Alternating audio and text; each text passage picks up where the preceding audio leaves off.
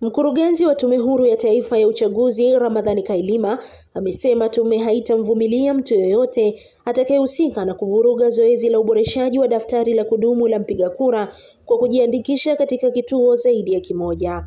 Kailima ametoa onyo hilo wakati akizungumza katika mafunzo ya waandishi wasaidizi na waendesha vifaa vya biometric wa wilaya ya Kilosa na Mvomero mkoani Morogoro, ikiwa ni sehemu ya maandalizi ya awamu ya pili ya mzunguko wa pili wa uboreshaji wa daftari hilo litakalofanyika kuanzia Mei 16 hadi Mei 22 mwaka huu, likihusisha mikoa ya Pwani, Tanga, Arusha, Kilimanjaro, Dodoma, Singida, Manyara, Lindi, Mtwara, Morogoro na Dar es Salaam kwa upande wa Tanzania bara pamoja na mikoa yote upande wa Zanzibar.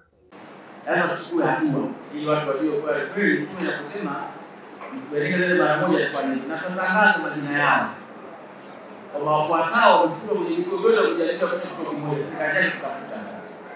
Tumekuwa na changamoto kwamba mtu anataka kituoni na kuisha kazi kweli anayofanya ya kituo cha Ilonga FDC anayofanya, kumbe kile kituo chake halali cha kujiandikisha amejiandikisha hapa FDC, kaenda sika kujiandikisha, kaenda hapa kujiandikisha. Sasa huyu tunataka mtu kujiandikisha wakala na ashumu kwamba mtu yote ile alikosea tunamwacha wakala mbele. Sasa kumbe kituo chake ni hiki, hapa anafanya fujo. Kwa maana tume ni futa ni jina langu lipo alipo, sasa kuondoa hiyo biashara kwa sasa.